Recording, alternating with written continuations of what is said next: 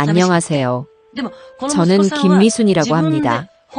정말 어처구니 없던 제 이야기 좀 들어주세요.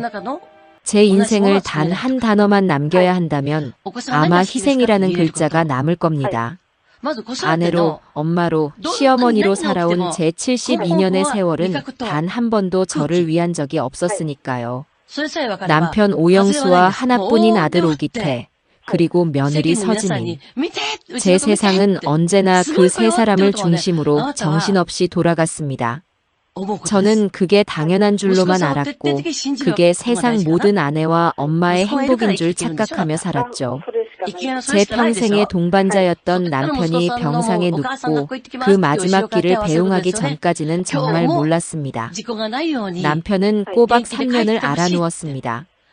처음에는 그저 나이 들어 찾아온 노쇠련이 생각했어요. 하지만 대학병원에서는 제 생전 처음 들어보는 희귀병이라는 진단을 내렸죠. 세상이 무너지는 것 같았지만 주저앉아 있을 수만은 없었습니다. 그날 이후 제 하루는 오롯이 남편의 시간에 맞춰 흘러가기 시작했어요. 매일 새벽 4시면 어김없이 눈을 떴습니다.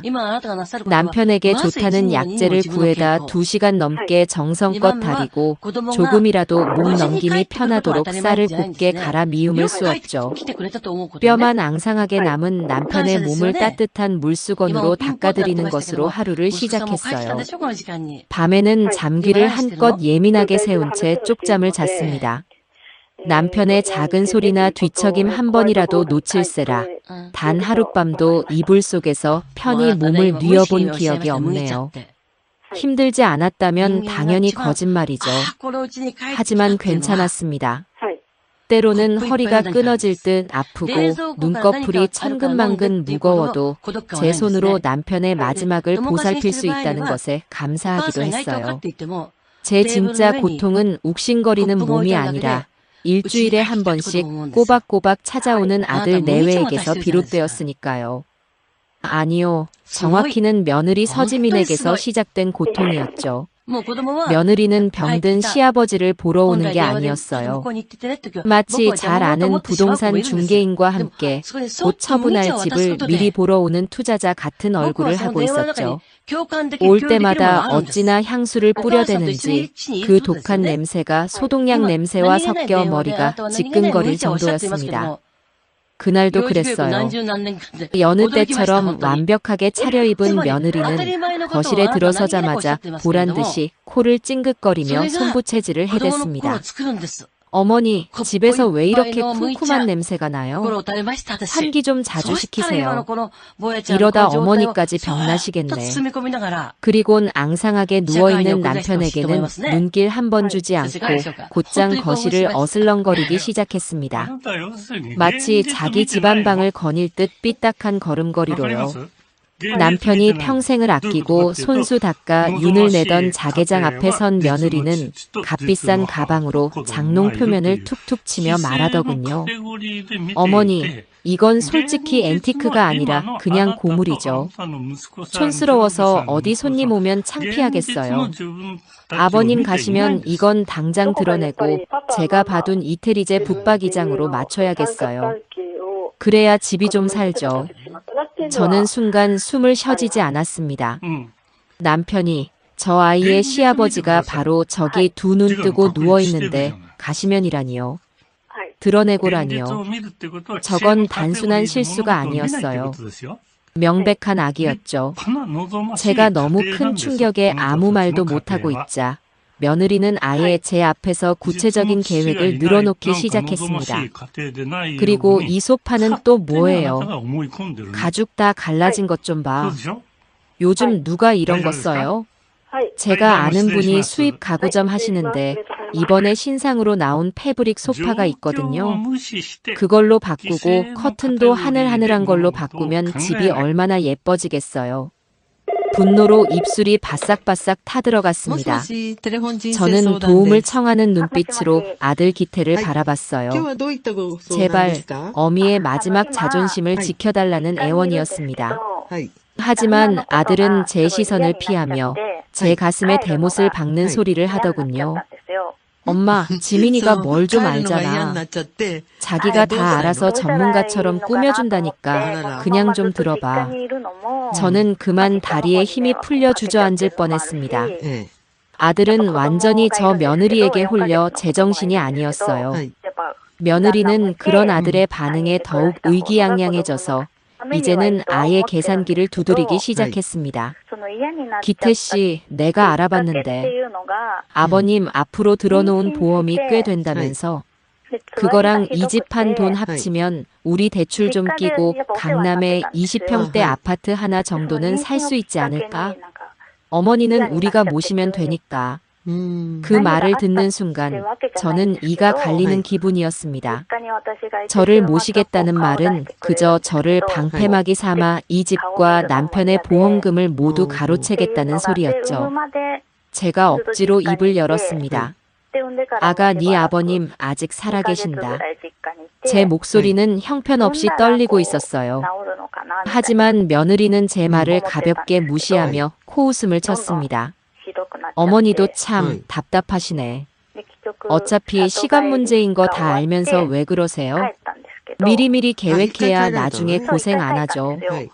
기태 씨, 너가 나중에 엄마 설득 잘해야 해. 알았지? 며느리는 남편처럼 구는 아들의 팔짱을 끼며 의기양양하게 웃었습니다. 그 모든 대화를 남편은 미동도 없이 듣고만 있었어요. 파르르 떨리는 눈꺼풀과 하얗게 질린 입술만이 그가 이 모든 모욕을 온몸으로 견디고 있다는 걸 알려주고 있었죠. 그들이 돌아가고 집에는 지독한 향수 냄새와 함께 무거운 침묵이 내려앉았습니다. 저는 젖은 수건으로 남편의 얼굴을 닦아주며 아무렇지 않은 척 말을 걸었습니다. 목소리가 자꾸만 잠겨 제대로 된 말이 나오지 않았어요. 여보, 많이 피곤하죠. 그래도 저녁은 먹어야 하는데. 그때였습니다. 남편이 제 손을 온 힘을 다해 꽉 붙잡았습니다. 앙상한 뼈마디가 으스러져라 저를 붙잡고는 눈물을 뚝뚝 흘리며 말했어요. 제 인생을 통째로 바꿔놓은 그 한마디를요. 미수나, 내가 다 잘못했다. 저런 것들한테 네 남은 인생까지 다 주지 마. 제발 약속해다오. 너를 위해 살아줘. 남편은 오열하고 있었습니다. 저는 터져나오는 울음을 삼키며 남편의 손을 마주 잡았습니다. 그런 소리 말아요. 당신은 아무 잘못 없어. 내가 다 괜찮아. 당신만 내 곁에 있으면 다 괜찮아요. 하지만 제 말은 조금의 위로도 되지 못하는 듯 했습니다. 그날 밤 저는 남편의 곁에 누워 밤을 새웠습니다. 남편의 유언은 단순한 부탁이 아니었어요. 그것은 저를 지키지 못한 한 남자의 마지막 후회였고 제게 남겨진 삶의 방향을 알려주는 이정표였습니다. 며칠 뒤 거짓말처럼 맑게 갠 가을 아침에 남편은 아주 조용히 눈을 감았습니다. 잠든 것처럼 편안한 얼굴이었죠. 저는 남편의 얼굴을 가슴에 묻고 아주 한참을 소리내어 울었습니다. 평생의 울타리가 사라진 슬픔과 함께 지독한 배신감이 온몸을 휘감고 있었어요. 저는 정신을 차리고 아들에게 전화를 걸어 남편의 부고를 알렸습니다. 그리고 곧장 장례식장으로 향하며 마음속으로 차갑게 되뇌었습니다. 이제 시작이야. 여보, 당신과의 약속, 내가 꼭 지킬게. 제 인생의 가장 길고 치욕스러운 3일이 그렇게 막을 올리고 있었습니다. 남편의 영정 사진을 막 올리고 국화꽃으로 그 주변을 장식하고 있을 때였습니다. 아직 조문객이 오기 전이라 텅 빈 장례식장에는 아들의 억눌린 울음소리와 제 마음속 깊은 곳에서부터 올라오는 한숨 소리만이 가득했죠. 바로 그때 등 뒤에서 하이힐 소리가 또각거리며 들려왔어요. 돌아보지 않아도 며느리 서지민이라는 걸 알 수 있었습니다. 이 신성하고 슬픈 공간에 어울리지 않는 아주 경박하고 자기중심적인 발걸음이었으니까요. 아니나 다를까 며느리는 검은색 옷을 입고 있기는 했지만 상복이 아닌 몸에 딱 붙는 값비싼 원피스 차림이었습니다. 빈소에 들어서자마자 인상부터 썼어요. 어머니, 꼭 이렇게 제일 작은 방으로 해야 했어요? 답답해 보이잖아요. 나중에 손님들 많이 오면 어쩌려고요. 저는 대꾸할 기운도 없어 멍하니 영정 사진만 바라봤습니다. 제 침묵이 마음에 들지 않았는지 며느리는 제 바로 옆으로 다가와 결정타를 날렸습니다.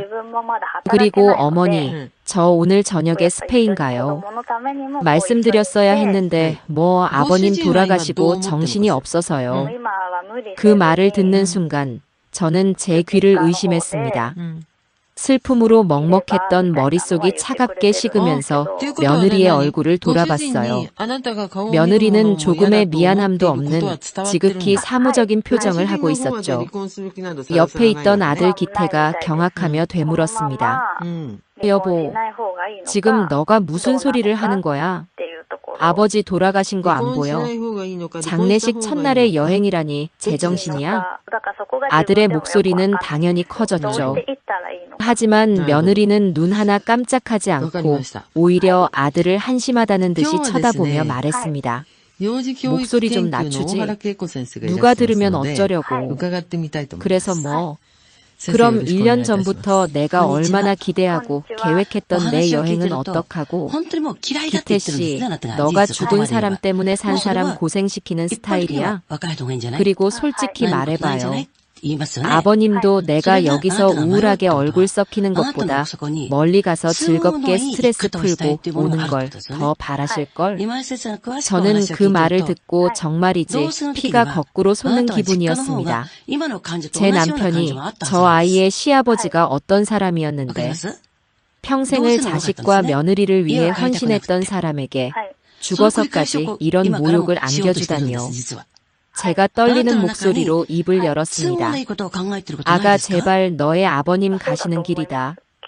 오늘 하루, 아니 반나절만이라도 여기 있어주면 안 되겠니? 제 애원에도 며느리는 코웃음을 쳤습니다. 어머니는 꼭 그런 식으로 사람을 답답하게 몰아가시더라. 제가 여기 앉아 있는다고 아버님이 살아 돌아오시기라도 하세요? 아니잖아요. 산 사람은 살아야죠. 그리고 상주 노릇은 아들이 하는 거지. 며느리가 꼭 옆에 붙어 있어야 한다는 법이라도 있어요? 전 제 할 일 다 했어요. 아침에 와서 얼굴 비쳤잖아요. 네 할 일이 고작 이거였어? 이게 네가 말하는 도리야? 제가 저도 모르게 목소리를 높이자 며느리는 질렸다는 표정으로 고개를 절레절레 흔들었습니다. 어머니, 저랑 언쟁하고 싶으세요? 지금 저 피곤하게 만들지 마세요. 안 그래도 비행기 오래 타야 해서 컨디션 조절해야 하거든요. 기태 씨, 너가 잘 말씀드려. 난 더 이상 이 얘기 하고 싶지 않으니까. 아들은 아내와 저 사이에서 어쩔 줄을 몰라 하며 진땀만 뺐습니다. 여보, 그래도 이건 아니지. 사람들이 뭐라고 하겠어. 그 사람들 시선이 내 인생보다 중요해. 그리고 누가 뭐라 그래. 그냥 급한 출장 갔다고 둘러대면 되지. 하여간 기태 씨는 융통성이라곤 약에 쓰려고 해도 없다니까. 며느리는 말을 마친 뒤 정말로 뒤돌아서더군요. 그리곤 장례식장 구석에 있는 화장실로 들어가 잠시 후에 완전히 다른 모습으로 나타났습니다. 검은색 원피스는 온데간데였고 누가 봐도 여행 가는 사람인 화사한 색의 편한 바지와 티셔츠 차림이었어요. 그 모습을 본 순간 저는 무언가 단단히 잘못되었다는 걸 깨달았습니다. 저건 단순한 철없음이 아니었어요. 인간에 대한, 가족에 대한 최소한의 예의조차 없는 짐승의 모습이었죠. 때마침 첫 조문객으로 제 여동생 내외가 빈소에 들어서고 있었습니다. 동생은 며느리의 모습을 보고는 입을 떡 벌렸습니다. 너 지금 그게 무슨 행색이야? 하지만 며느리는 제 동생의 말은 가볍게 무시하고 영정사진 앞에 와서 허리를 까딱 숙이는 것으로 조문을 끝냈습니다. 그리고는 보란듯이 제 어깨를 툭 치며 말했죠. 어머니, 그럼 다녀올게요. 선물 사온다는 생각은 마시고요.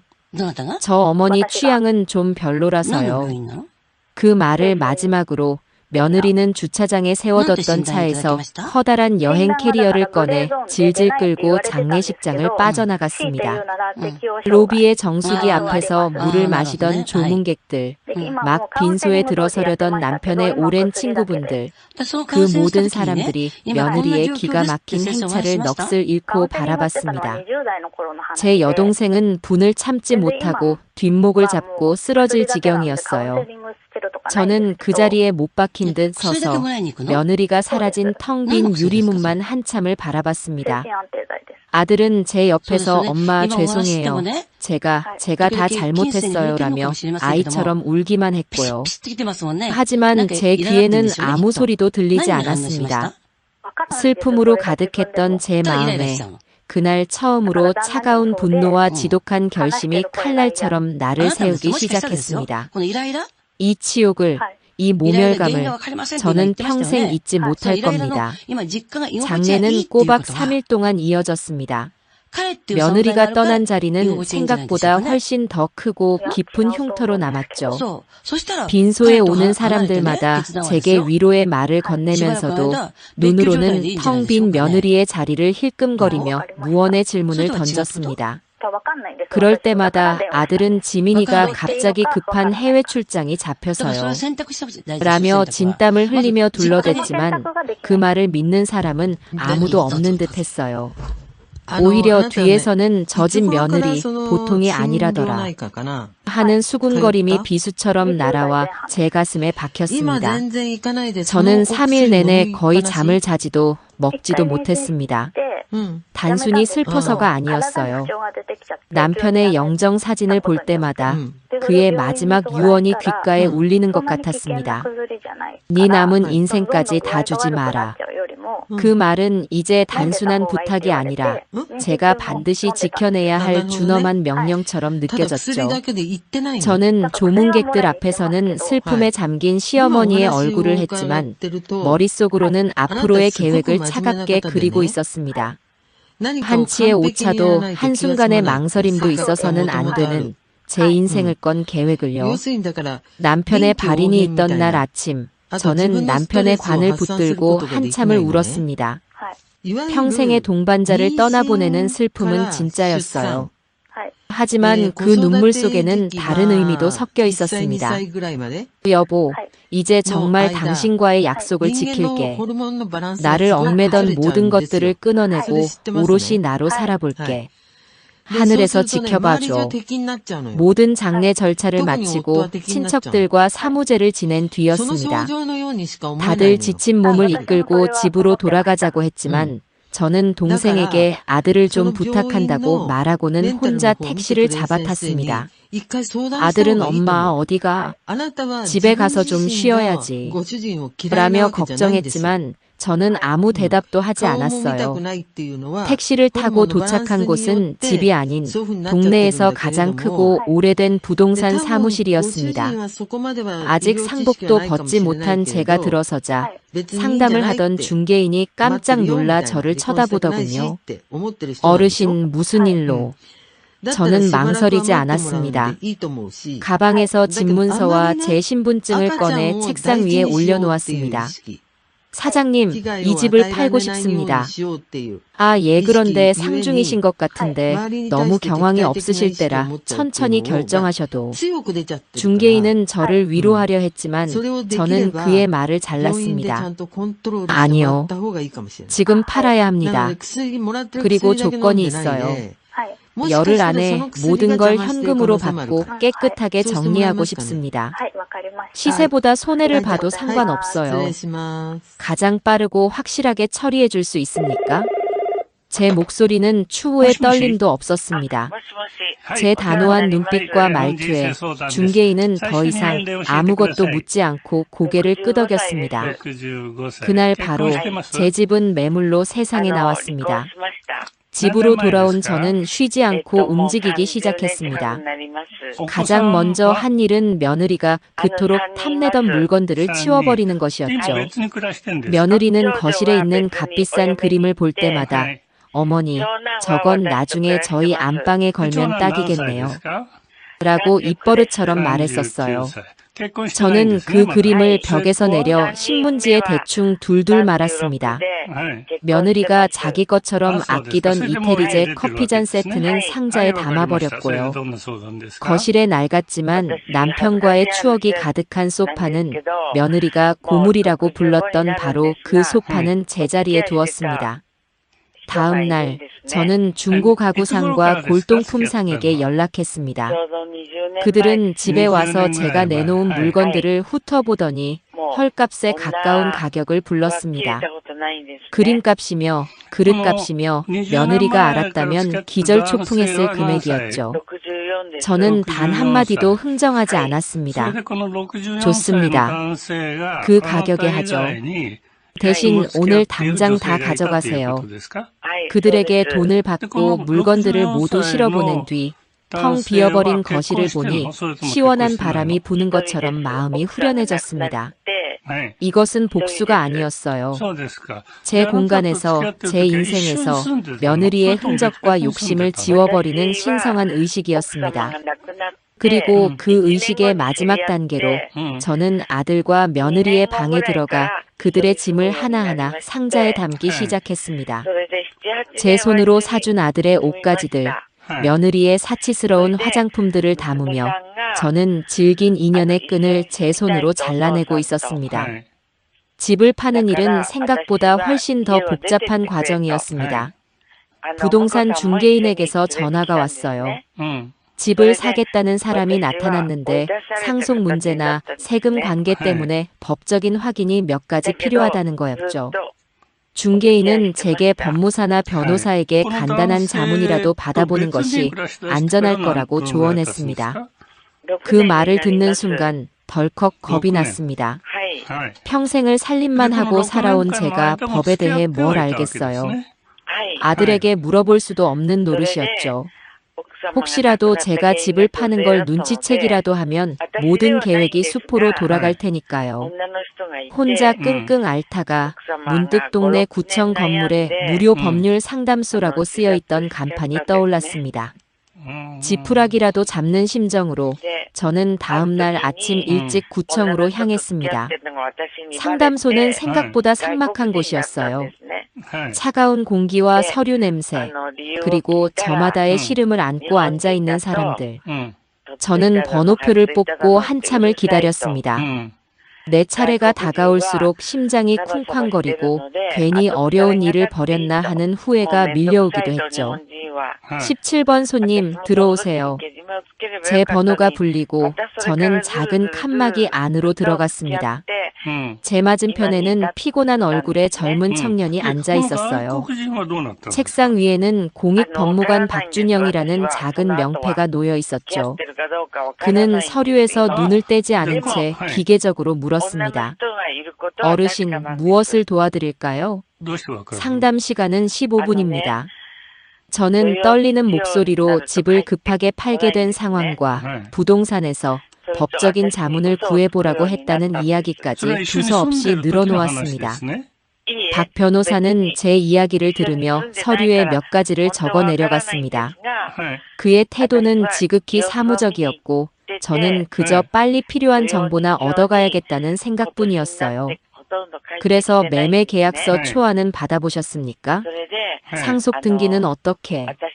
그가 전문적인 용어를 써가며 질문을 이어가던 중이었습니다.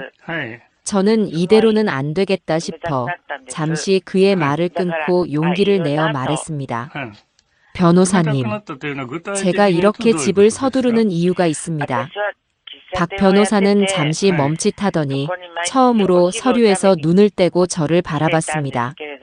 저는 그 눈을 마주보고 제 인생에서 가장 치욕스러웠던 그날의 이야기를 꺼내놓았습니다. 남편의 임종부터 며느리의 만행, 그리고 장례식 첫날 빈소에서 캐리어를 끌고 떠나버린 그 모든 이야기를요. 이야기를 하는 동안 저도 모르게 눈물이 뺨을 타고 흘러내렸습니다. 제 이야기가 끝나고 한동안 무거운 침묵이 흘렀습니다. 박 변호사는 아무 말 없이 저를 바라보고 있었어요. 그의 눈빛은 더 이상 피곤해 절은 공무원의 눈이 아니었습니다. 그 눈에는 놀라움과 당혹감, 그리고 이내 아주 뜨거운 분노가 담겨 있었죠. 그는 잠시 입술을 깨물더니 낮은 목소리로 제게 되물었습니다. 잠시만요, 어르신. 제가 제대로 이해한 것이 맞는지 다시 한번 여쭙겠습니다. 시아버님께서 돌아가신 바로 그날 저녁에요. 빈소에서 며느리가 여행을 떠났다는 말씀이십니까? 저는 말없이 고개를 끄덕였습니다. 박 변호사는 짧은 탄식을 내뱉더니 들고 있던 펜을 책상에 탁 내려놓았습니다. 이건 법적인 문제를 떠나서 사람이 할 도리가 아닙니다. 정말 너무하군요.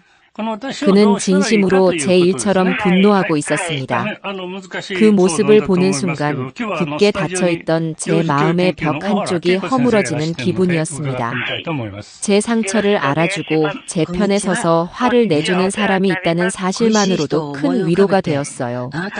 상담 시간 15분은 이미 훌쩍 지나 있었습니다. 박 변호사는 자리에서 일어나 칸막이 밖으로 나가더니 대기하고 있던 다른 사람들에게 양해를 구하고 상담소 문을 잠시 닫았습니다. 그리고 다시 제 앞에 앉아 자신의 지갑에서 명함 한 장을 꺼내 제게 내밀었습니다. 어르신, 이건 구청 명함이 아니라 그냥 제 개인 명함입니다. 앞으로는 이쪽으로 연락 주세요. 이건 더 이상 간단한 무료 상담으로 끝낼 일이 아닌 것 같습니다. 저는 얼떨떨한 표정으로 그가 내민 명함을 받았습니다. 제가 어르신의 변호사가 되어드리겠습니다. 앞으로 진행될 모든 부동산 계약 절차는 물론이고 나중에 아드님이나 며느님이 이 사실을 알고 법적으로 문제를 제기할 경우까지 전부 제가 막아드리겠습니다. 당연히 수임료 같은 건 일절 걱정하지 마십시오. 그의 목소리는 젊었지만 그 안에 담긴 무게는 결코 가볍지 않았습니다. 저는 떨리는 손으로 명함을 꽉 쥐었습니다. 작고 얇은 종이 한 장이었지만 제게는 천군만마와도 같이 든든하게 느껴졌어요. 제 인생을 건 이 외로운 계획에 드디어 첫 번째 아군이 생긴 순간이었습니다. 박준영 변호사의 명함은 제게 단순한 종이 한 장이 아니었어요. 그건 제 외롭고 막막했던 계획에 드리워진 한 줄기 빛이었고 제 편이 있다는 사실만으로도 바위처럼 든든한 방패가 되어주었죠. 그날 이후 모든 일은 놀라울 정도로 빠르고 정확하게 진행되기 시작했습니다. 박 변호사는 마치 오랫동안 이 일을 준비해 온 사람처럼 모든 것을 지휘했어요. 이틀 뒤 저는 박 변호사와 구청 근처의 한적한 찻집에서 다시 만났습니다.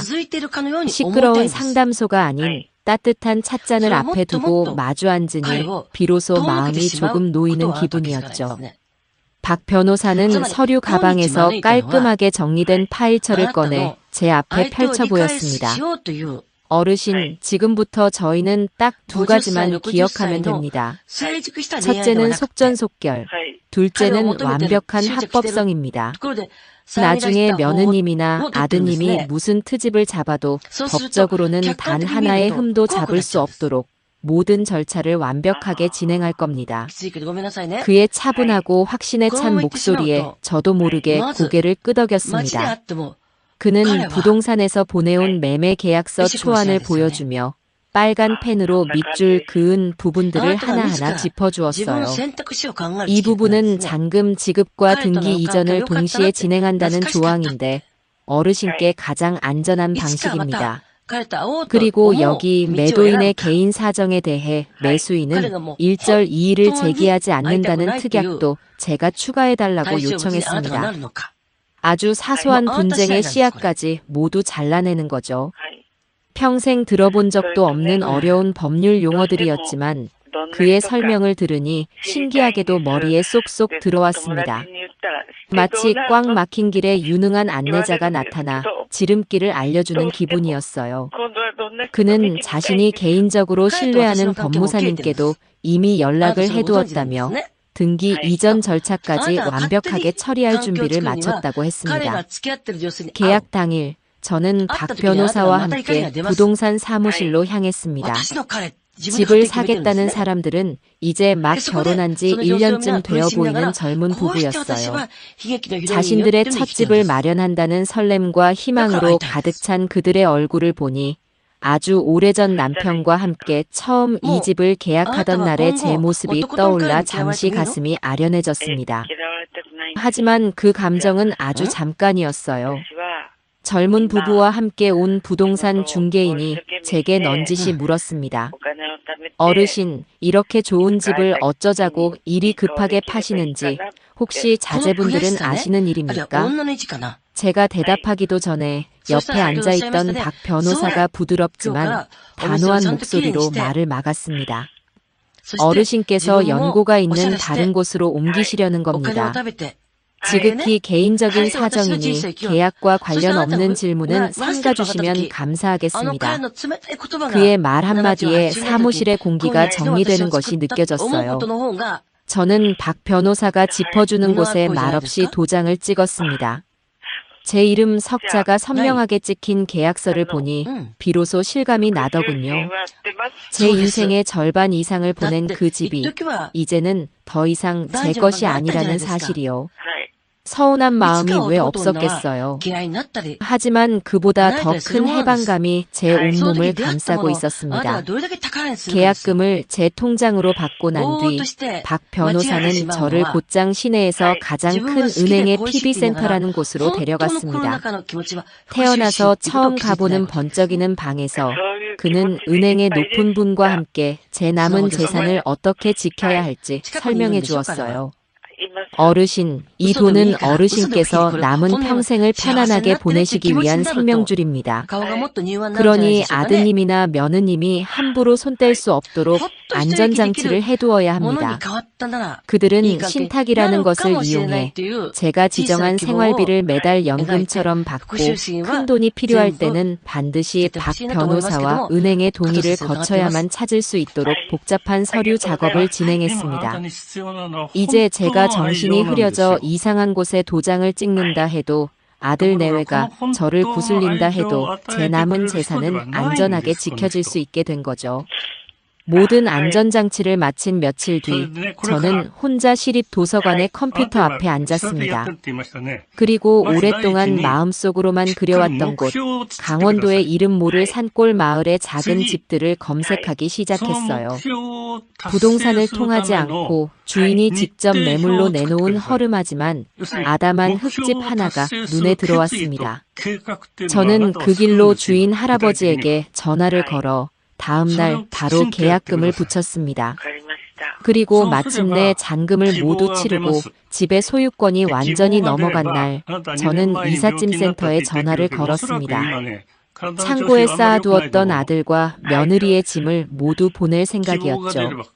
수화기 너머의 직원에게 저는 아주 또박또박 그리고 힘주어 말했습니다. 주소는 서울시 서초구고요. 받는 사람은 오기태, 서지민입니다. 그리고 가장 중요한 건데요. 배송 날짜는 다음 주 목요일 10월 9일 오후 2시로 꼭 맞춰주셔야 합니다. 10월 9일. 바로 며느리가 스페인에서 돌아오는 날이었어요.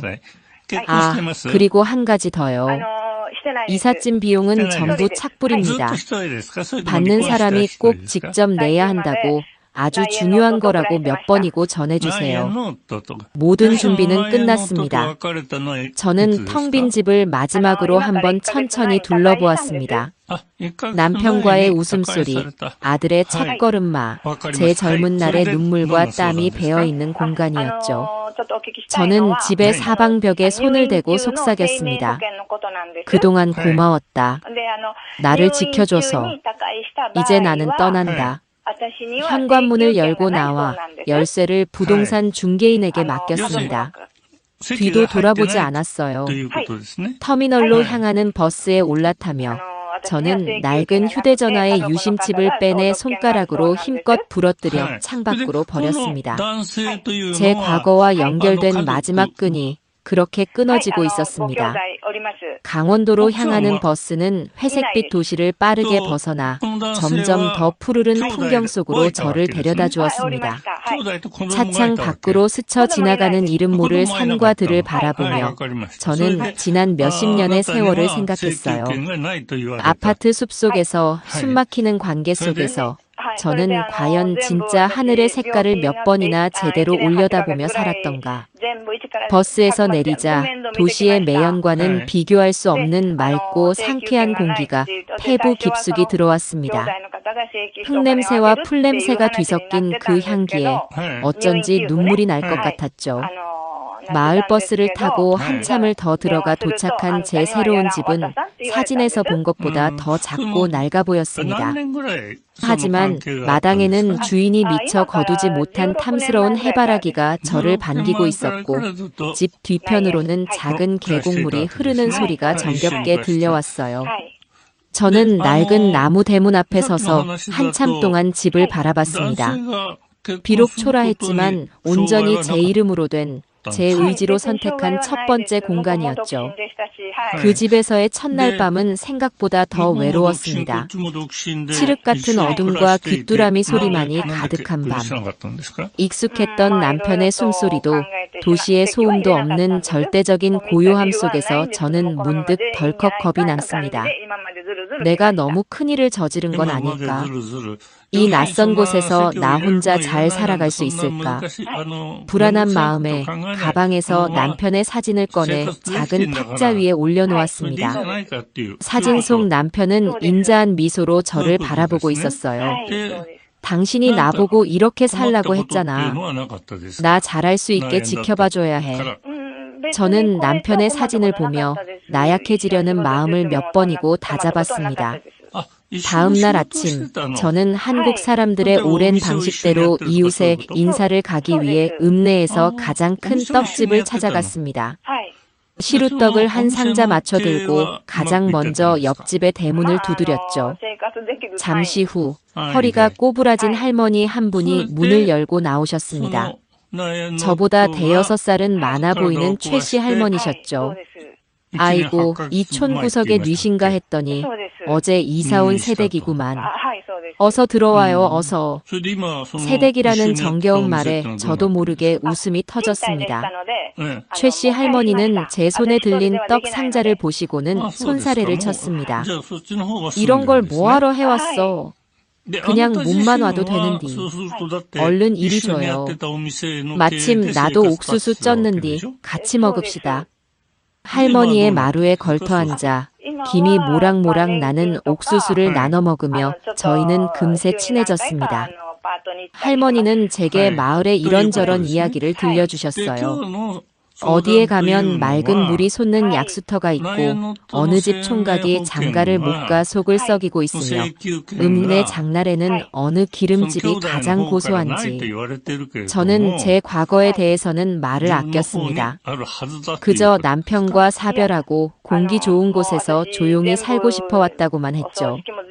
할머니는 더 이상 묻지 않고 제 어깨를 툭툭 두드려 주셨습니다. 잘 생각했어. 여긴 사람 사는 정이 있는 곳이니까 아무 걱정 말고 편히 지내요. 무슨 일 있으면 나한테 바로 달려오고, 알았지? 계산 없이 쏟아지는 그 따뜻함에 저는 정말 오랜만에 마음의 경계를 풀 수 있었습니다. 그날 이후 최 씨 할머니는 제게 새로운 삶의 길잡이가 되어주셨어요. 할머니를 따라 뒷산에 올라가 나무를 캐고 마당 한편의 작은 텃밭에 상추와 고추를 심는 법을 배웠습니다. 평생을 흙 한 번 제대로 만져보지 않고 살았던 제 손은 금세 거칠어졌지만 흙을 만지는 동안만큼은 모든 시름을 잊을 수 있었죠. 제가 직접 심은 상추가 파릇파릇한 새싹을 틔웠을 때 저는 세상을 다 가진 것처럼 기뻤습니다. 그러던 어느 날 읍내 장에 나갔다가 우연히 낡은 문방구 하나를 발견했습니다. 가게 앞 좌판에 먼지가 뽀얗게 쌓인 스케치북과 연필이 놓여 있었어요. 그걸 보는 순간 아주 오래전 까맣게 잊고 살았던 제 어린 시절의 꿈이 떠올랐습니다. 그림 그리는 것을 좋아했던 수줍은 소녀.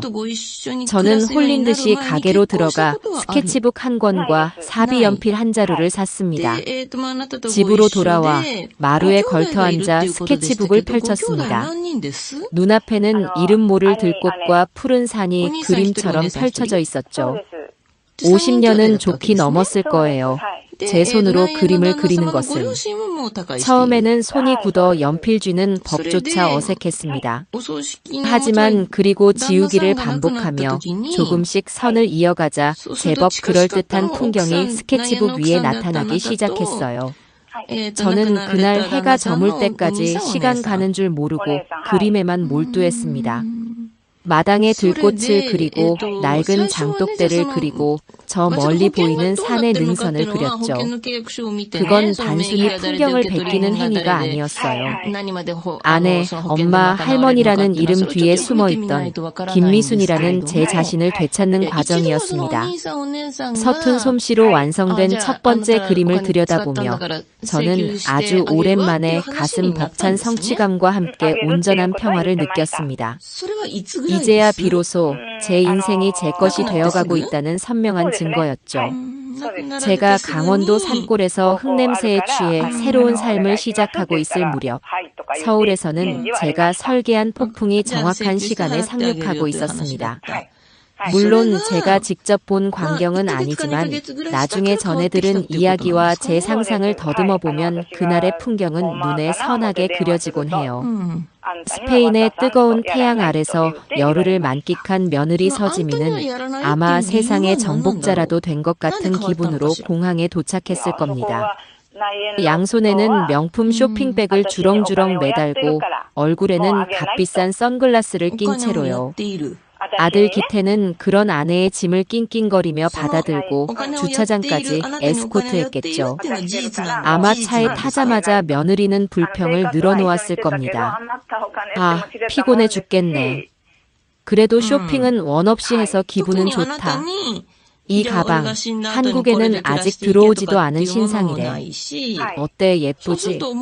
이제 그 촌스러운 짐만 싹 뜯어고치면 완벽할 텐데. 어머니는 설득 좀 해봤어. 아들은 운전대를 잡고 우물쭈물 대답했겠죠.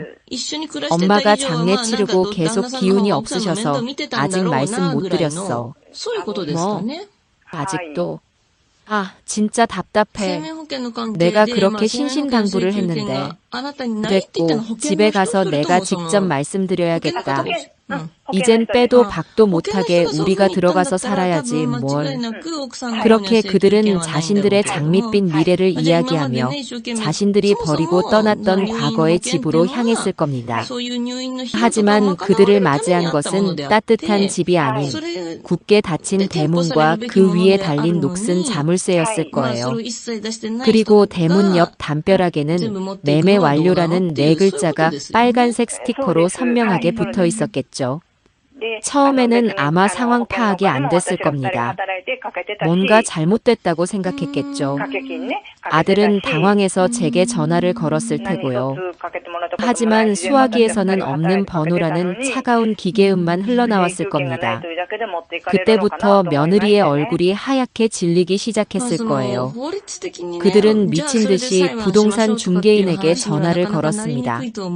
제가 미리 언지를 해둔 덕분에 중개인은 아주 사무적이고 냉정한 목소리로 응대했죠. 박 변호사가 시킨 그대로요. 네, 오기태 씨. 그 집은 한 달 전에 김미순 여사님께서 적법한 절차에 따라 매매하셨습니다. 소유권 이전 등기까지 모두 깨끗하게 완료된 상태입니다. 저는 매매를 중개한 사람으로서 더 이상 드릴 말씀이 없습니다. 그게 무슨 소리예요?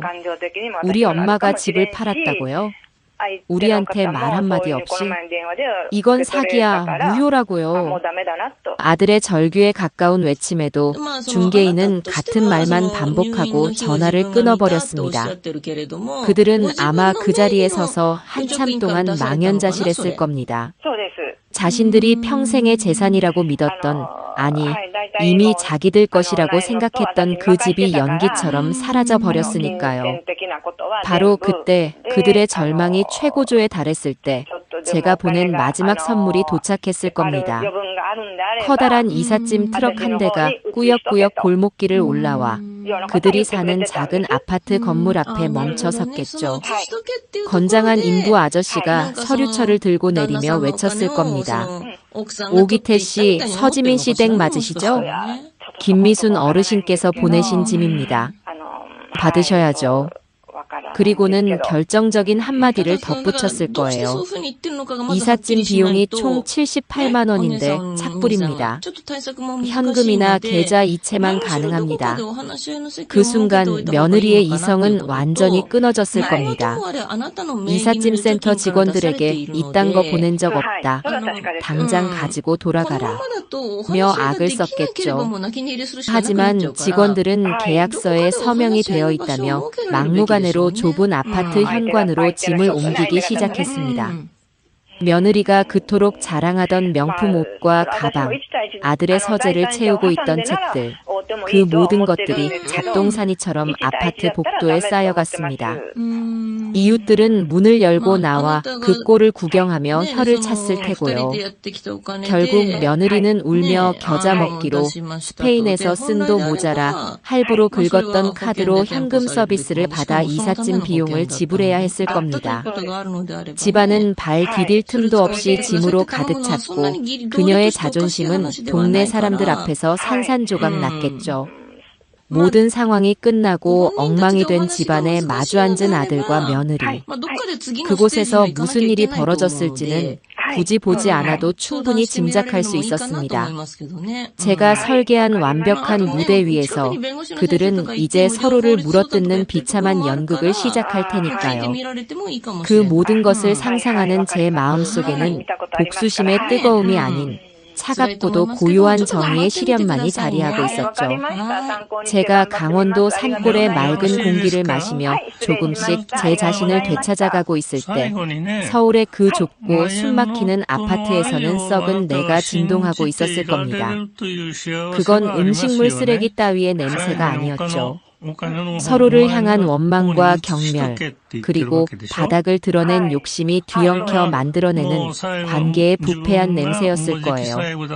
제가 직접 본 것은 아니지만 나중에 제 여동생에게서 그리고 아들의 뒤늦은 고백 속에서 그날들의 풍경은 조각조각 제게 전달되었습니다. 모든 비극의 시작은 돈이었습니다. 며느리 서지민이 스페인에서 긁어댄 카드값이 마침내 고지서의 형태로 도착했을 때 아들 기태는 제정신이 아니었다고 해요.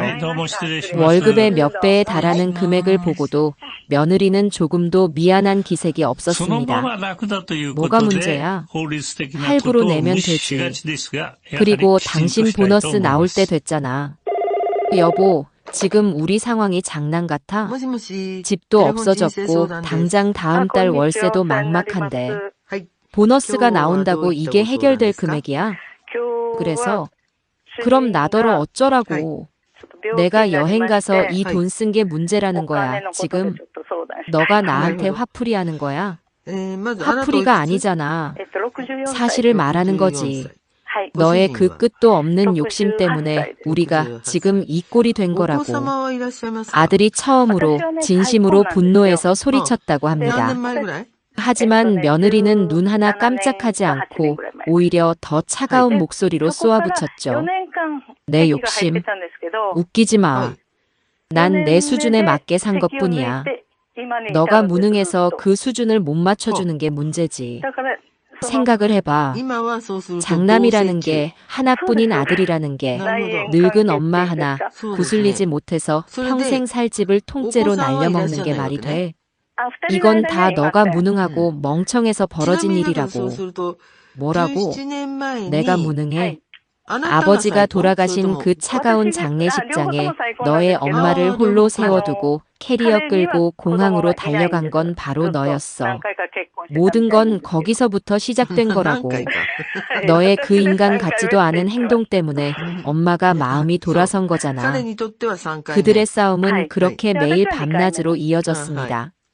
처음에는 돈 문제로 시작된 다툼이 나중에는 서로의 존재 자체를 부정하는 인신공격으로 번져갔죠.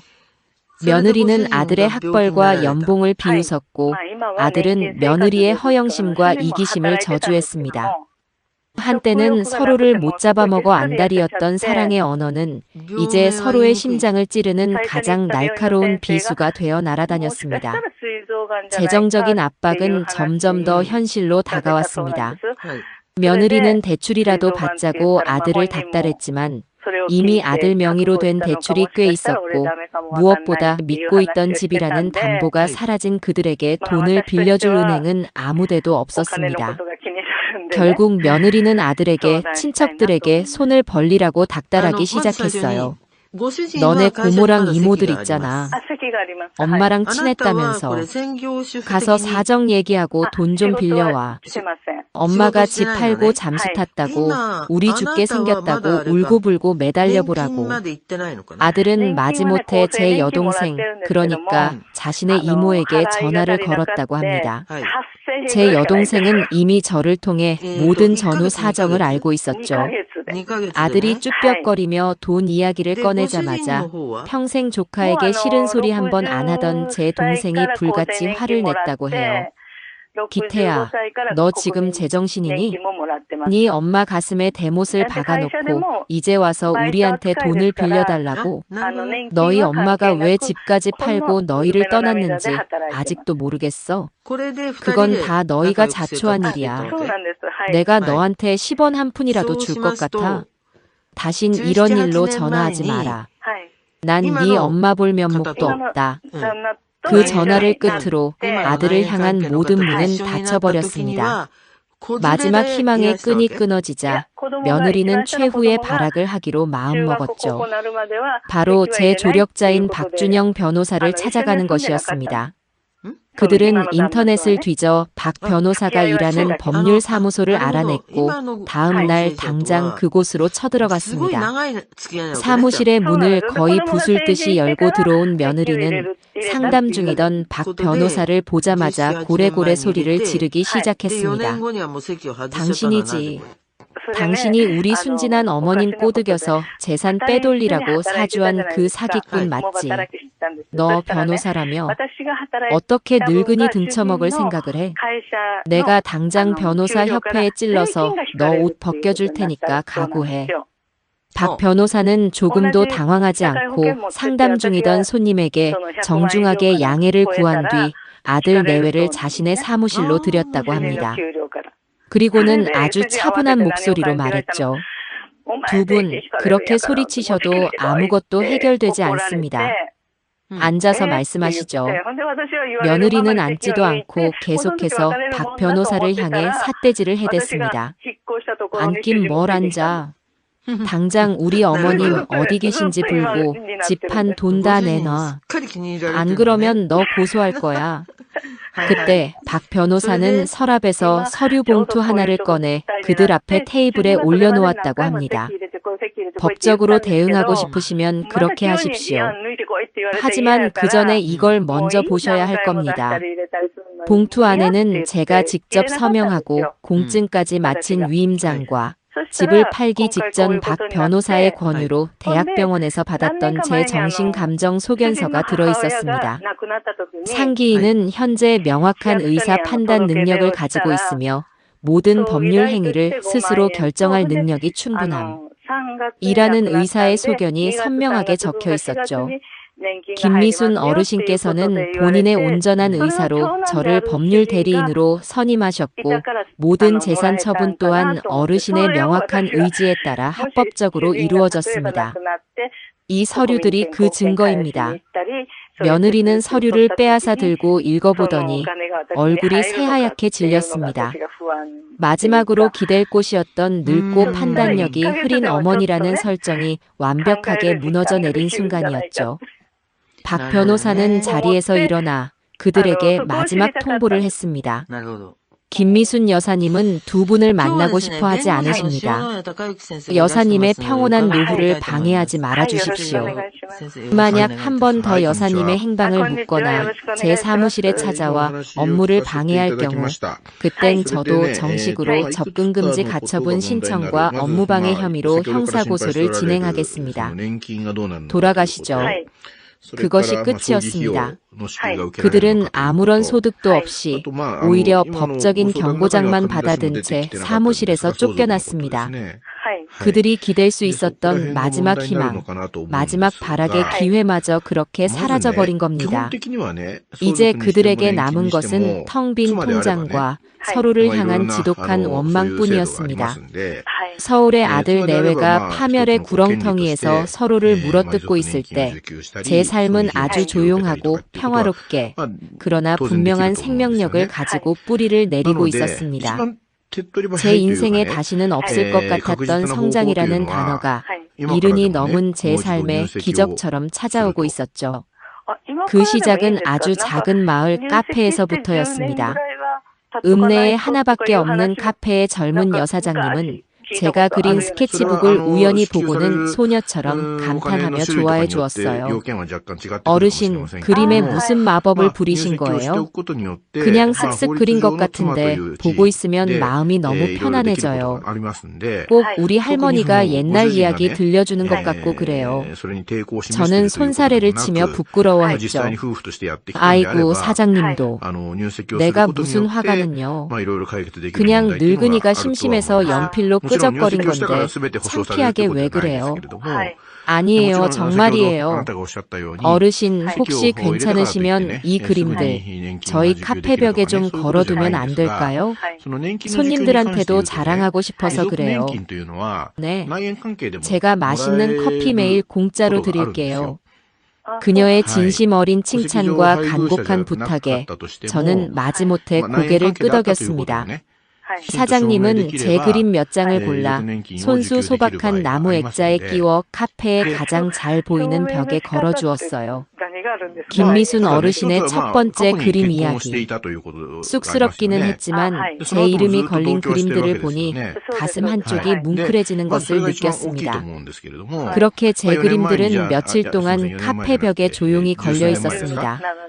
마을 사람들은 커피를 마시러 왔다가 제 그림을 보고는 최 씨 할머니네 새로 온 할매가 그림도 그릴 줄 아네 라며 신기해했죠. 저는 그걸로도 충분히 만족스러웠습니다. 그런데 제 인생을 또 한 번 바꿔놓을 일이 바로 그 작은 카페에서 일어났어요. 주말 오후 도시에서 온 듯한 점잖은 노부부가 카페에 들어왔습니다. 그들은 제 그림들 앞에서 한참을 서성이더니 그중 최 씨 할머니의 웃는 얼굴을 그린 작은 그림 앞에서 발걸음을 멈추었습니다. 한참 동안 그림을 들여다보던 부인이 제게 다가와 조심스럽게 물었어요. 어르신, 혹시 이 그림을 그리신 분이신가요? 네, 제가 그냥 심심풀이로. 정말 좋네요. 저희 어머니 생각이 나서 한참을 봤습니다. 혹시 이 그림 저희에게 파실 수 있으실까요? 저는 깜짝 놀라 손을 내저었습니다. 파는 건 무슨요? 마음에 드신다면 그냥 드릴게요. 귀하게 봐주시니 제가 오히려 감사하죠. 그러자 옆에 있던 남편분이 점잖게 웃으며 말했습니다. 어르신, 그렇게 말씀해 주시니 정말 감사합니다. 하지만 이건 그냥 그림이 아니지 않습니까? 어르신의 시간과 마음이 고스란히 담긴 귀한 작품인걸요. 저희가 정당한 값을 치르고 사야 저희도 이 그림을 더욱 소중하게 간직할 수 있고 어르신께서도 계속해서 그림을 그리실 수 있는 힘이 생기지 않겠습니까? 그분들은 제 손에 억지로 봉투 하나를 쥐어주고는 그림을 소중하게 품에 안고 카페를 나섰습니다. 저는 멍하니 그들이 떠난 자리를 바라보다가 손에 들린 봉투를 열어보았습니다. 안에는 빳빳한 5만 원짜리 지폐가 여러 장 들어있었어요. 돈의 액수보다 더 중요한 것은 제 인생에서 처음으로 온전히 제 자신의 노력과 재능으로 무언가를 이뤄냈다는 벅찬 감동이었습니다. 남편의 아내 기태의 엄마가 아닌 김미순이라는 제 이름으로 세상에게서 처음으로 인정받은 순간이었죠. 며칠 뒤 박준영 변호사가 서류 몇 가지를 정리할 것이 있다며 제 산골집을 찾아왔습니다. 그는 양손 가득 제가 좋아할 만한 과일과 함께 아주 커다란 상자 하나를 들고 왔어요. 상자 안에는 전문가용 스케치북과 다양한 종류의 연필, 그리고 고운 색깔의 파스텔까지 들어있었습니다. 어르신께서 계속 그림을 그리셨으면 하는 마음에 작은 선물을 준비했습니다. 박 변호사는 읍내 카페에 들러 제 그림들을 모두 보고 왔다고 했습니다. 그는 제 손을 잡고 마치 자기 일처럼 기뻐하며 말해주었죠. 어르신, 제가 뭐라고 말씀드렸습니까? 어르신은 정말 멋지게 사실 거라고 제가 예감했잖아요. 제 예상이 정확히 맞았네요. 정말 대단하십니다. 저는 박 변호사에게 그림을 팔았던 이야기를 들려주며 그 돈 봉투를 그에게 내밀었습니다. 저를 도와준 것에 대한 작은 성의 표시였죠. 하지만 그는 웃으며 극구 사양했습니다. 어르신, 이 돈은 어르신께서 어르신의 힘으로 버신 첫 번째 돈입니다. 저한테 주실 게 아니라 어르신을 위해 쓰셔야죠. 아니면 어르신께서 살고 계신 이 좋은 마을을 위해 써보시는 건 어떨까요? 박 변호사의 그 말 한마디가 제 마음에 새로운 목표의 씨앗을 심어주었습니다. 그날 박 변호사와 저는 손주와 할머니처럼 마루에 앉아 앞으로의 삶에 대해 그리고 나눔의 기쁨에 대해 아주 오랫동안 이야기를 나누었어요. 제 인생은 더 이상 과거에 대한 후회나 원망으로 채워져 있지 않았어요. 그 자리에는 이제 새로운 친구와 가슴 뛰는 열정과 따뜻한 미래에 대한 희망이 가득 차오르고 있었습니다. 평화로운 나날들이 강물처럼 흘러가고 있었습니다. 텃밭의 고추는 제 키만큼 자라 붉은 열매를 맺었고 저는 이제 제법 그럴듯한 풍경화를 그릴 수 있게 되었죠. 모든 것이 제자리를 찾았다고 생각했던 어느 가을날 오후, 제 평화는 갑자기 나타난 불청객에 의해 산산조각 났습니다. 마당에서 호미로 잡초를 뽑고 있는데 낯선 자동차 한 대가 좁은 산길을 꾸역꾸역 올라와 제 집 앞에 멈춰 섰습니다. 차에서 내리는 두 사람의 얼굴을 확인하는 순간 제 손에 들려있던 호미가 툭 하고 흙바닥으로 떨어졌습니다. 몰라보게 수척해지고 망가진 얼굴의 아들 기태와 며느리 서지민이었어요. 그들이 어떻게 이곳을 알아냈는지는 모르겠지만 그 순간 그런 건 중요하지 않았습니다. 올 것이 왔다는, 피할 수 없는 마지막 관문 앞에 섰다는 직감만이 온몸을 휘감았죠. 그들은 차에서 내렸지만 한동안 아무 말 없이 저만 쳐다보고 있었습니다. 한때는 명품으로 휘감았던 며느리의 옷은 구겨지고 색이 발해 있었고 늘 꼿꼿했던 아들의 어깨는 축 처져 있었습니다. 그들의 행색은 그들이 지나온 지옥 같은 시간을 고스란히 보여주는 듯 했어요. 고요한 산골의 정적을 깬 것은 며느리였습니다. 그녀는 제게 다가오지도 않고 차문에 기댄 채 원망과 도끼가 가득한 목소리로 소리쳤습니다. 좋으시겠네요. 이렇게 공기 좋은 데서 혼자 신선처럼 유유자적 사시니 행복하세요? 아들은 서울에서 빚더미에 올라앉아 매일 밤 술로 지새우다 죽어가는데 마음이 편하세요? 저는 대답하지 않았습니다. 그저 흙 묻은 손을 앞치마에 닦으며 며느리의 눈을 똑바로 바라봤습니다. 제 침묵에 더욱 화가 났는지 며느리는 거의 악을 쓰듯 말을 이었습니다. 당장 집 한 돈 내놓으세요. 그거 우리 돈이야. 당신이 뭔데 그걸 마음대로 처분해? 내가 변호사한테 다 알아봤어. 법적으로 아들한테 줘야 하는 유류분이라는 게 있대. 그거라도 당장 내놓으라고. 며느리가 돈 이야기를 꺼내는 순간 옆에 서 있던 아들이 움직였습니다. 아들은 며느리의 팔을 거칠게 잡아끌며 외쳤어요. 그만해. 제발 제발 그만 좀 해, 지민아. 그리고는 제 앞으로 다가와 그대로 흙바닥에 무릎을 꿇었습니다. 아들은 엉망이 된 얼굴을 두 손으로 감싸쥔 채 어린아이처럼 목 놓아 울기 시작했습니다. 엄마, 제가 다 잘못했어요. 아버지 돌아가셨을 때 엄마 혼자서 얼마나 힘드셨어요. 제가 그때 제가 곁을 지켜드렸어야 했는데 그 인간 같지도 않은 계집애한테 홀려서 엄마 가슴에 못을 박았어요. 정말 죄송합니다.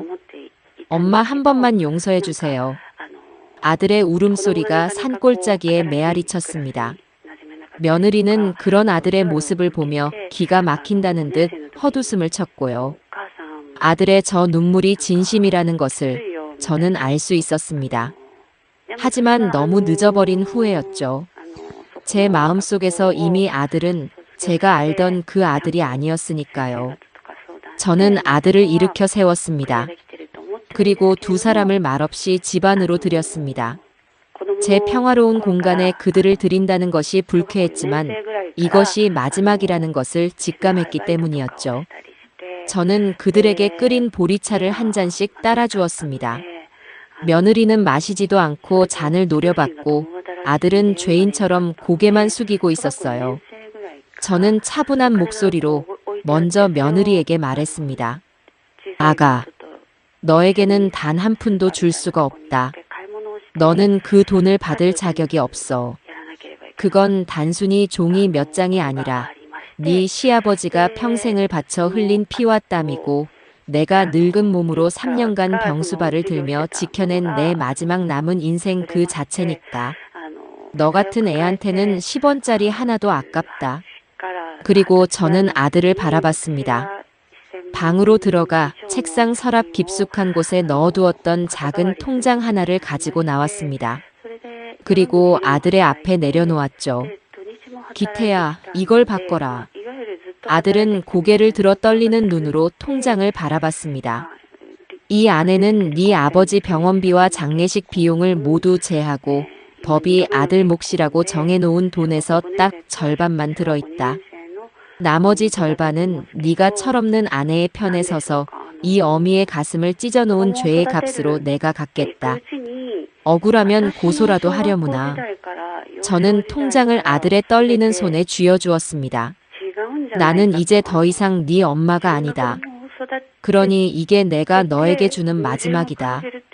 이 돈으로 저 아이와 완전히 갈라서서 네 인생을 바로 세울 것인지 아니면 이 마지막 남은 돈마저 저 아이의 사치와 허영을 채우는데 허비할 것인지는 이제 온전히 너의 선택이다. 잘 가거라. 다시는 찾아오지 말고. 제 말은 끝났습니다. 저는 현관문을 열고 그들에게 나가라는 무언의 신호를 보냈습니다.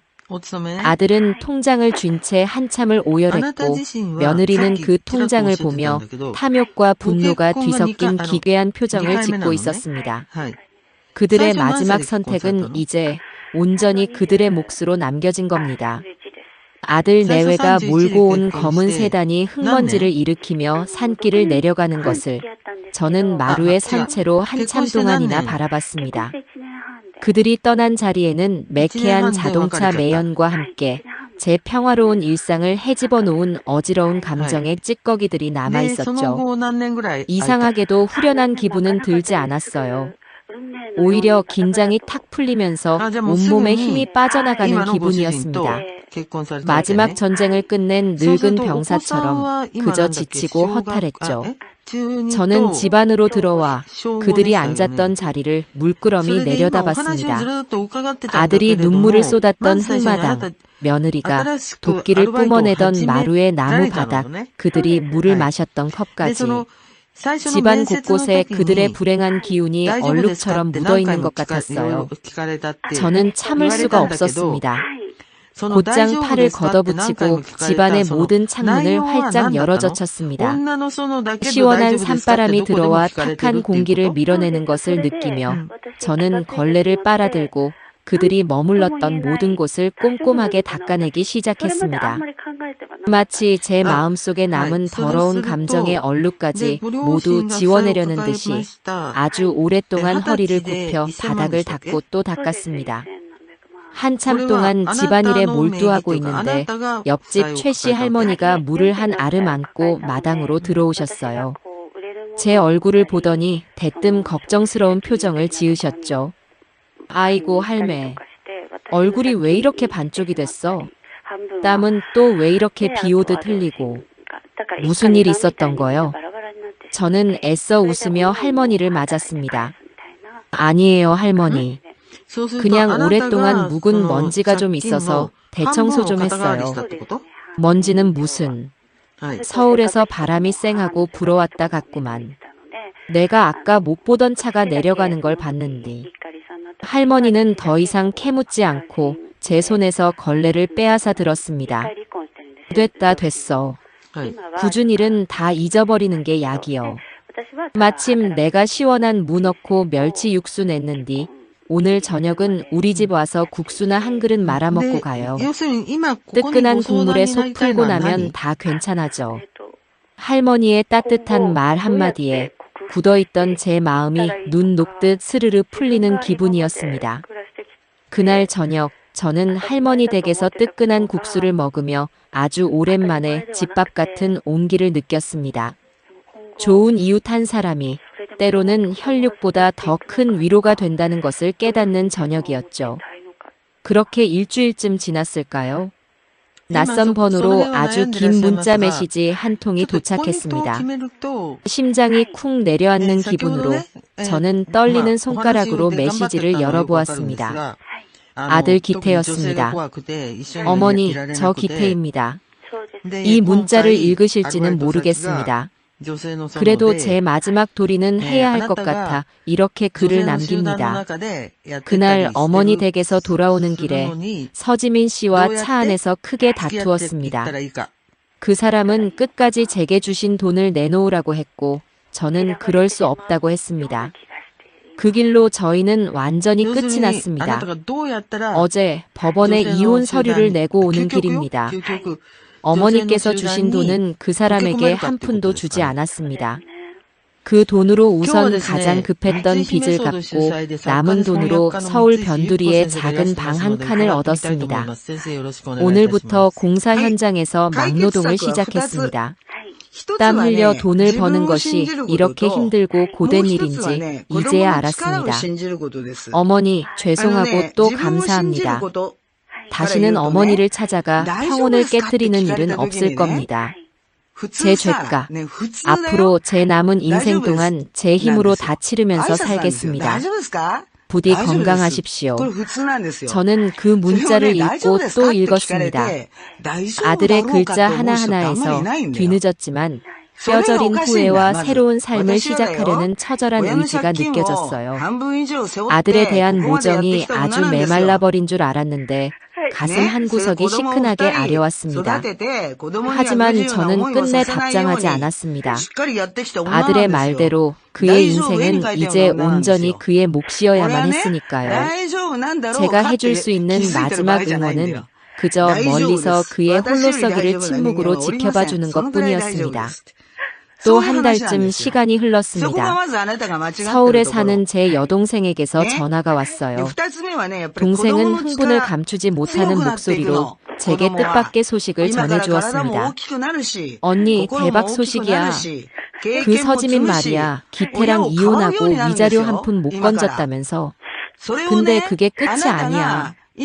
그동안 만나던 남자들한테 사치품 사달라고 조르다가 돈 떨어진 남자들한테 고소당하고 여기저기서 빌린 돈도 안 갚아서 사기죄로 경찰서 들락날락하고 있대. 뭐라고? 그러게 말이야. 그리고 요즘 다시 강남 부잣집 아들들 엮어보려고 선자리에 그렇게 기웃거리고 다닌다더라. 근데 소문이 쫙 퍼져서 아무도 거들떠보지도 않는데. 만나주는 사람마다 붙잡고 전 남편 복이 없어서 인생이 꼬였다. 아들이 하나 있는데 시어머니가 마녀 같았다면서 언니랑 기태흉을 그렇게 보고 다닌다는 거야. 아주 동네 망신이야, 망신. 동생의 말을 듣는 내내 제 마음은 이상할 정도로 고요했습니다. 분노도 동정도 심지어 통쾌함조차 느껴지지 않았어요. 그저 아주 멀리 있는 나와는 아무 상관없는 사람의 이야기를 듣는 기분이었습니다. 며느리는 변하지 않았고 앞으로도 영원히 변하지 않을 겁니다. 자신의 잘못을 끝까지 남의 탓으로 돌리며 끝없는 욕심의 구렁텅이에서 허우적대며 살아가겠죠. 그것이 그녀가 선택한 삶의 방식인 겁니다. 전화를 끊고 저는 며칠 전 그림을 팔아 얻었던 돈봉투를 들고 읍내로 나갔습니다. 정육점에 들러 고기를 사고 과일 가게에서 가장 좋은 과일을 사고 떡집에서 따끈한 인절미를 마쳤습니다. 그리고 마을 회관으로 가 동네 어르신들을 모두 모시고 작은 잔치를 열었습니다. 제가 이 마을에 와서 여러 어르신들께 신세만 지고 제대로 대접 한번 못한 것 같아서요. 약소하지만 많이들 드세요. 어르신들은 제 음식 솜씨를 칭찬하며 함께 웃고 이야기꽃을 피웠습니다. 그 웃음소리를 들으며 저는 깨달았습니다. 누군가를 파멸시키는 것에서 얻는 기쁨은 찰나의 허무한 쾌감일 뿐이지만 내가 가진 것을 나누며 얻는 기쁨은 이토록이나 길고 따뜻한 여운을 남긴다는 것을요. 제 인생의 정원에 자라난 독초는 이제 완전히 뿌리 뽑혔고 저는 그 자리에 나눔과 감사의 씨앗을 새로 심고 있었습니다. 제가 강원도 산골의 낡은 흙집에 뿌리를 내린 지 어느덧 꼬박 1년이라는 시간이 흘렀어요. 사계절이 한 바퀴 온전히 돌아가는 것을 온몸으로 겪어내자 비로소 제가 이 땅의 일부가 된 것 같은 기분이 들었어요. 봄에는 최씨 할머니와 함께 산나무를 캐러 다니며 연두빛 새싹이 돋아나는 생명의 신비를 보았고 여름에는 뙤약볕 아래 땀 흘려 텃밭을 가꾸고 저녁이면 집 뒤 계곡물에 발을 담그며 더위를 식혔습니다. 가을에는 온 산을 붉게 물들이는 단풍을 스케치북에 담으며 시간 가는 줄 몰랐고 겨울에는 아랫목 뜨끈하게 불을 지피고 앉아 갓 수확한 콩으로 쏜 메주를 처마에 매달며 다가올 또 다른 봄을 준비했죠. 1년 사이 제 삶에는 많은 변화가 있었습니다. 매일 흙을 만지고 부지런히 몸을 움직인 덕분에 도시에서 저를 괴롭히던 자잘한 통증들이 거짓말처럼 사라졌습니다. 제 얼굴에는 햇볕에 그을린 건강한 혈색이 돌았고 거울을 볼 때마다 인상 쓰던 제 미간의 주름도 어느새 옅어져 있었죠. 무엇보다 가장 큰 변화는 제 그림이었습니다. 읍내 카페에 걸려있던 제 그림들은 입소문을 타고 가끔 주말이면 일부러 제 그림을 보러 찾아오는 외지인들도 생겨났습니다. 그러던 어느 날 군청 문화과라는 곳에서 전화가 왔습니다. 가을에 열리는 지역 축제에서 작은 특별 전시관을 마련해 줄 테니 정식으로 산골 화가 김미순이라는 이름으로 초대전을 열어보지 않겠냐는 제안이었죠.